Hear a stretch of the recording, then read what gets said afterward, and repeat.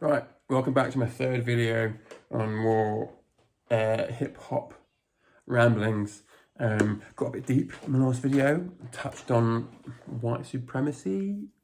Not white supremacy, that's not right. White privilege. That's something that I'm not going to go massively into right now. I don't think this is not what this channel's about. But I really want to read the book. I'm all about self-education and self-knowledge, and there's that book, Why I'm Not Talking to White People About Race, and that is next to my self-education list, but much more. I read loads of stuff about finance and business and education, self-improvement education, sorry. But I've also read books on like parenting. I'm a father, and I want to read this next one on race, and because hip-hop is a culture that I was so close to growing up, and it's something that I'm still trying to learn more about myself right now.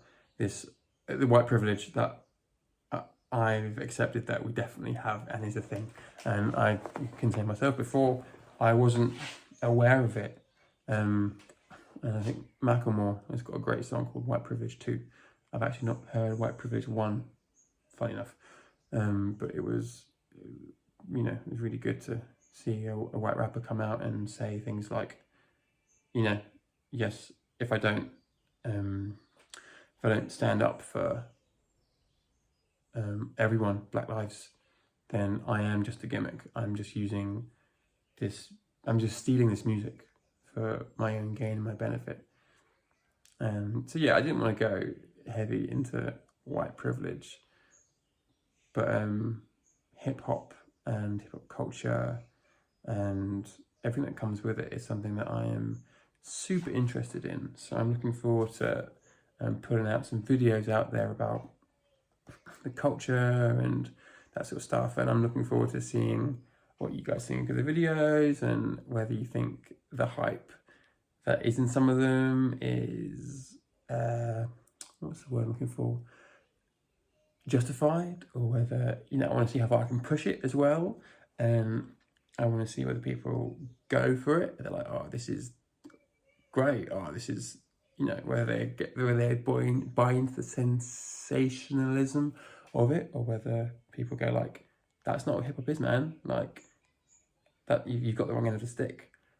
And I don't know if anyone's ever gonna watch these videos about me explaining the journey of the channel and my hip hop journey and stuff. But yeah, I'd be interested if people do ever watch them and ever watch these and kind of go, oh, I see what he was doing here. It was a bit more of an experiment and a probing of the culture in to see what people will listen to. And, at the end of the day, when YouTube channels take off and people start making an income from that, they become the entertainers, like the producers and the artists, the writers of this world. They're creating stuff that people consume. And it's interesting. YouTube's such an interesting phenomenon because you can educate yourself on there, lots of education things, but there's also places to get lost and, that sort of thing. And I love hip hop. As I've gotten a bit older, I've moved away from some hip hop. I've got 2 daughters now, and some of the themes in hip hop I can't listen to in the car because I've got my daughters there, and growing up, I've become a feminist. I'm becoming everythingist, equal rights for everyone. And whether that's black, white, yellow, brown, all the different shades of brown, yellow, white, blue. I'm half Asian myself. I look, white or Mediterranean, but also man, woman, LGBTQ plus, and all the rest of them. Like, it shouldn't matter what you want to be. Everyone should have the right to do what they want. And I've gone on a massive tangent there. I was talking about entertainment and you are a consumer. you consume the videos or you create the videos. And the creators are the people who see results and they are adding value to somebody, and then they get paid for that. But the consumers of the world just spend the money. And that's what everyone wants to do. They want to make the money, and then they want to spend the money and be consumers. And so many people, I'm going off another tangent now, but so many people can't live within their means, or live barely within their means.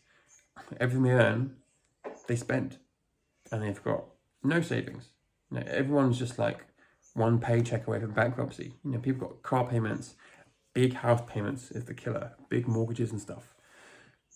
And if they lose their job, suddenly they've got, their mortgages. I've got friends with mortgages with like 3, 4, 5 grand a month. And yes, they're making 100 grand a year, or from 60 to 100, even lower.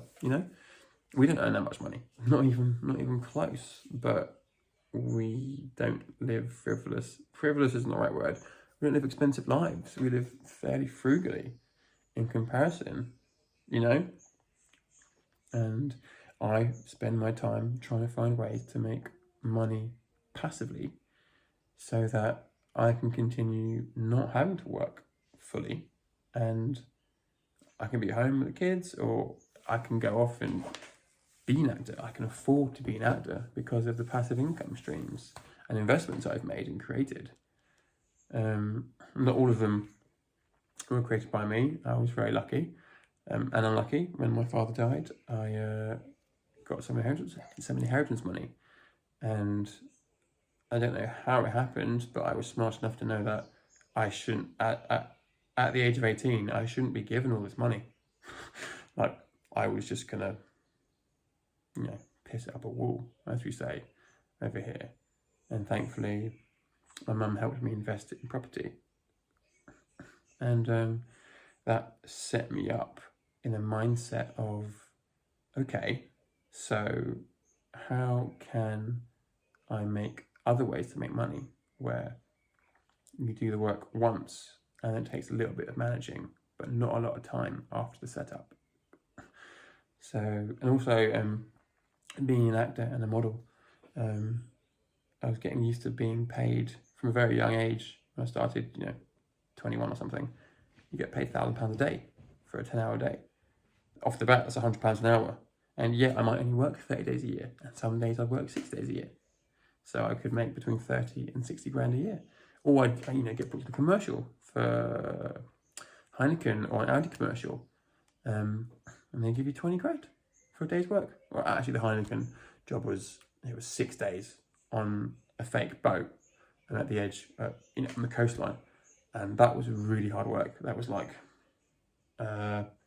12 to, I think we did one 24-hour day. It was crazy, and the overtime was great. But you walk away with 25, 30 grand from a week's work. And the Audi commercial was a one long day, 20 grand. Thank you very much. So being used to this idea of getting paid big for one job, I was very lucky to have that experience and to not, from a very early age, not trade too much time for not very much money. And I have worked bar jobs. And when I started modelling, I didn't make a lot of money. I was living on, 15 grand a year. At the time, I was getting an average paid bar supervisor job.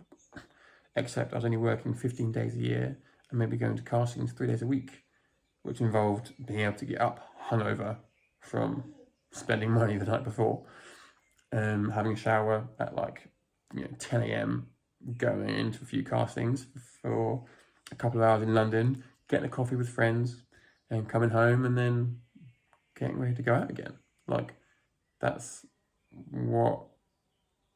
how I made my money, which seemed insane, looking back now, compared to having a bar job. And I didn't get paid that much money, but I self-educated. I went to drama school. I got better, became a better actor.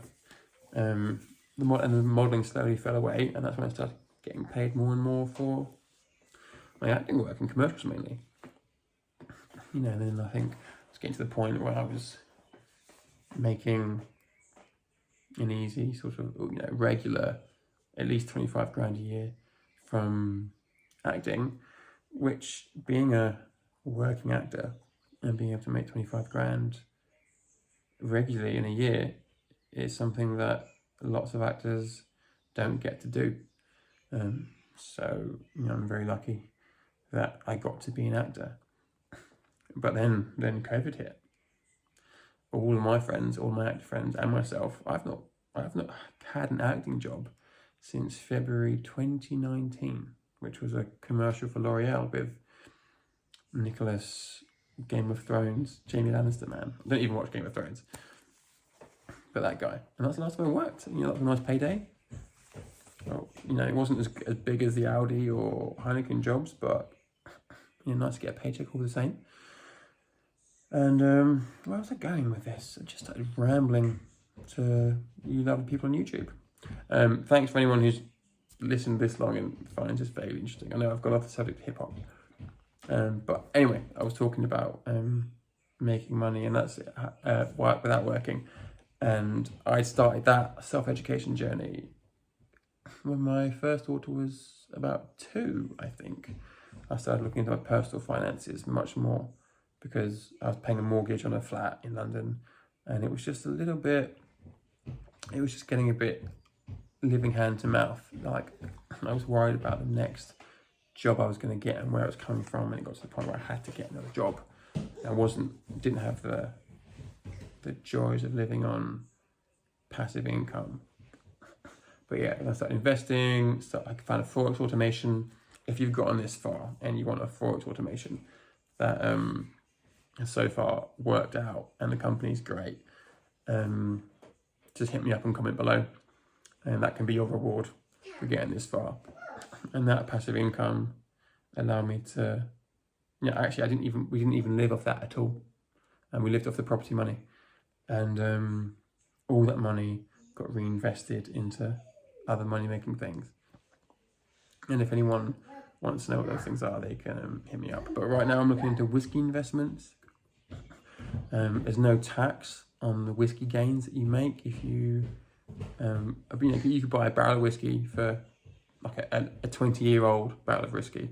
I've just started learning about this, by the way. Anywhere between 20 to, I think, 250 grand.